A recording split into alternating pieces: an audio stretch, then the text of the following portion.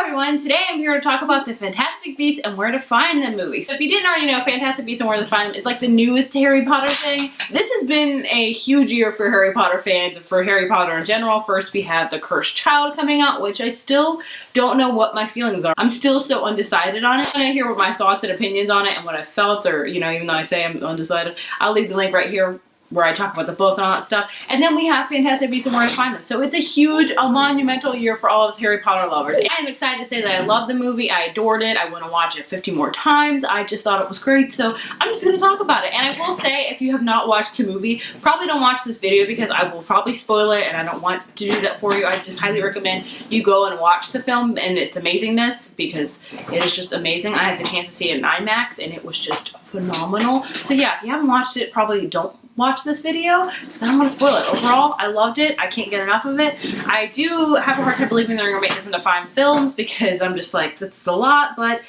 then again, with everything Harry Potter, even though I know a lot of the stuff they're making sometimes could be a money scheme, I'm just like, take my money. Just take it all. I don't even have barely any money, but any money I do have, I'm just like, just take it. So yeah, like I said, don't watch any further if you haven't watched this movie. Overall, I love the movie. I thought it was amazing. As soon as like the Warner Brothers logo popped up and you heard that dun dun, I literally started tearing up because I was just, that's so amazing that a score of a movie that you hold so dearly in your heart can do that to you. Like, we've heard that logo for 8 movies and it just has a deep impact in my soul. Like, even if I hear it randomly, I will start tearing up because I'm just so invested in it. It was just, I love the score of this movie. I know I'm going to be out of place, but the score of this movie was just beautiful. Let's talk about the plot. So we all know that this plot pretty much follows the textbook of Fantastic Beasts and Where to Find Them, which is pretty much a glossary of your beast and all that stuff. I tried to read it, but like I said, it was a glossary, so there's only so much you can read.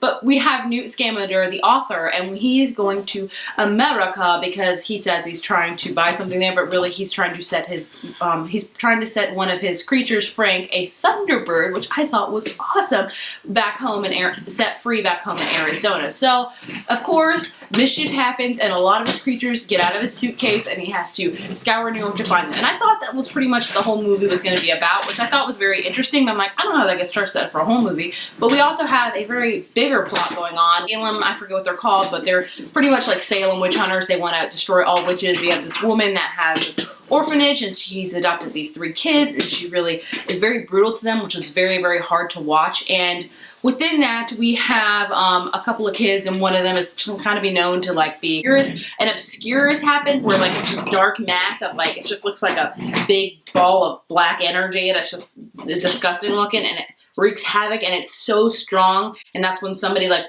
kind of suppress it, and that's what happens. So we have this whole thing going on that's really destroying New York, and everyone's trying to figure out what it is, if it's a wizard, if it's not, but we know that it's this obscurus type of thing. And we have this character Graves, who is who's an Auror, I think? I don't know. The American side of like the government as far as like their ministry is very different from the British one, which we've all known. So I don't know if they're called Aurors or just called investigators.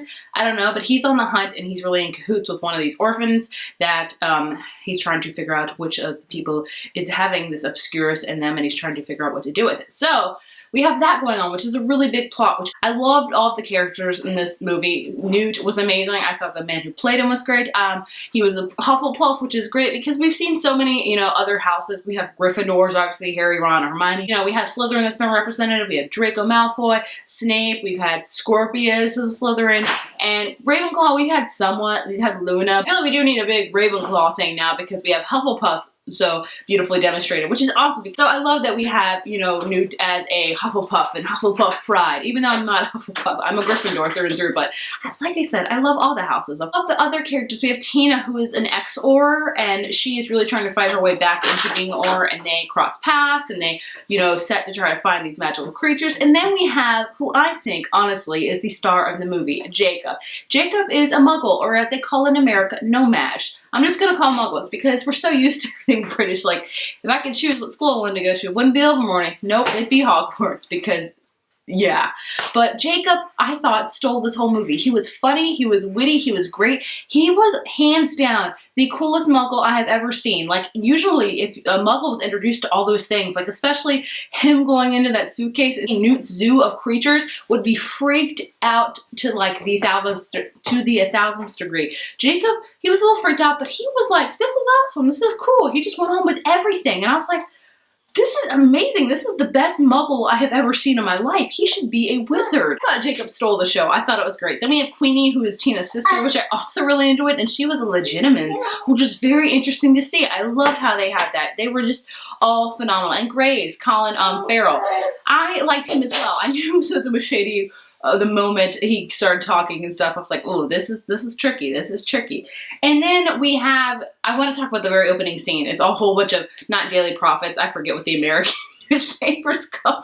We're just like, yes, the British things, but it kept talking about Grindelwald, Grindelwald, Grindelwald. And we knew that Johnny Depp was cast as Grindelwald in this, which I wish we did not know. I wish we didn't, because I think that would have heightened the excitement even more, because I think we were already all pretty excited to see Grindelwald, but we already knew who it would be. But I wish they wouldn't have released that, because that would have been such an awesome mystery to have Grindelwald and you wouldn't know who it is. But I think it's so awesome that they're tying this new type of Fantastic Beast and Where to Find Them to Grindelwald. I'm like, oh, this is gonna meet up.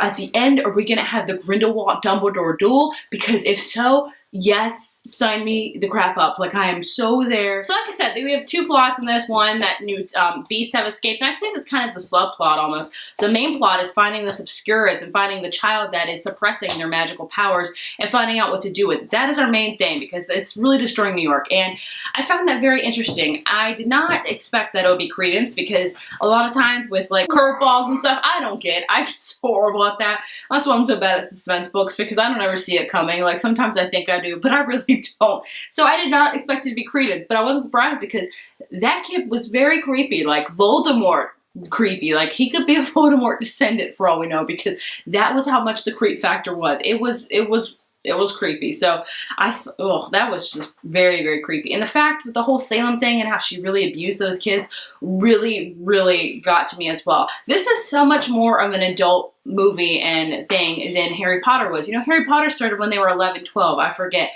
Ended when they were 18, 17, 18, you know, depending on the character.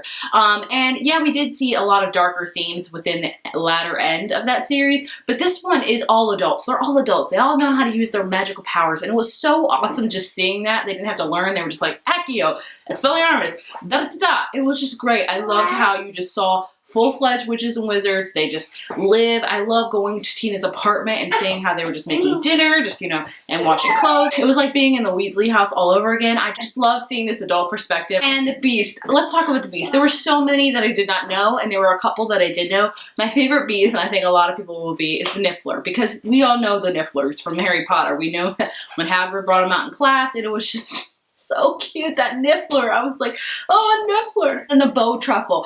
I remember we learned about that in Care of Magical Creatures as well, and I love seeing that in Little Picket. Oh, that was just so cute. And the Thunderbird was beautiful. There were so many other amazing creatures that I can't remember the name of, and I've never even heard of before, because they're new, obviously, and they're probably in the textbook that I did not read, but I loved seeing all of them. It was just all awesome. I loved the Beasts, and my favorite scene, hands down, is when they both went into Newt's suitcase, and he had like this whole zoo. He must have a crazy extendable charm up in that suitcase, because it was massive, and how he had different environments for each one, specifically to what the creature lives in, and it was just, it was a thing of beauty. Like, this movie, the characters were all phenomenal. Like I said, my favorite, hands down, Jacob. He just was an amazing comic relief and really had a lot of growth, and I was really sad about his character then, but it also gave me a little bit of hopefulness, which I'm happy for. Newt, I did really like him. I felt like some scenes were kind of off, because he does play this really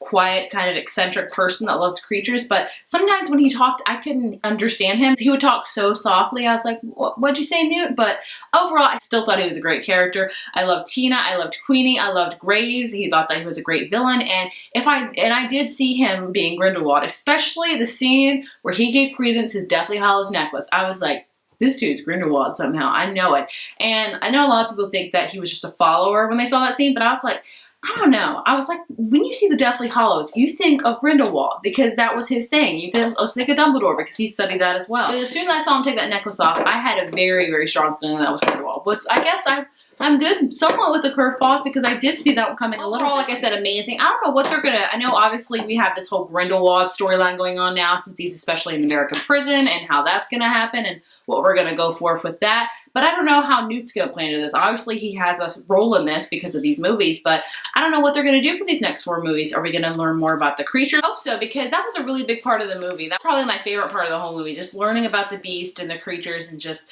like, just the amazing ones. Like the one where it could fit into any spaces or like it like fits, and then we have this thing that protects it that can be invisible and predict the future.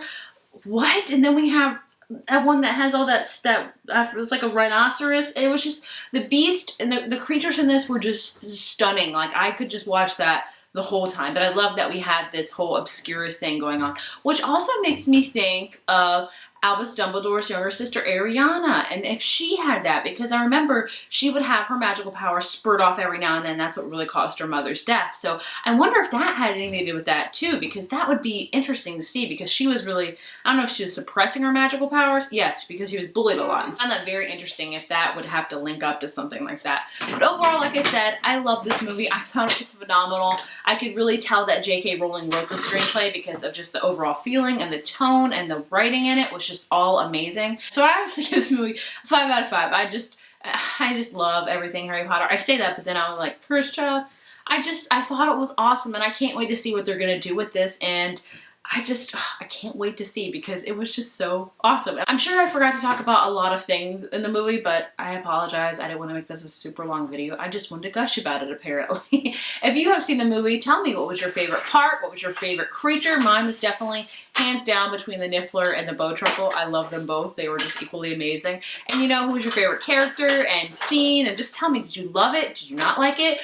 What did you think of it? Please let me know. I'm excited that they're expanding this universe and not really touching Harry Potter. Like this is way before Harry's parents were even conceived. So I like that it's beforehand and we're not really going to mess with the future of Harry Potter. I wouldn't mind messing with like learning about some of the kids, but not having to do with Harry Potter. I just want to kind of keep it within the Harry Potter universe, but keep our kind of, you know, core people out of it, because I feel like we're done with them. We closed on a great chapter with them, and let that just be that. So I'm all for expanding the universe, but not just leaving the core people alone. Does that make sense? Am I the only one that feels that way? Let me know. So like I said, I will leave the links for my other Harry Potter videos down below and the outro. And if you like this video, be sure to give it a thumbs up and hit subscribe, and I will see you in the next one.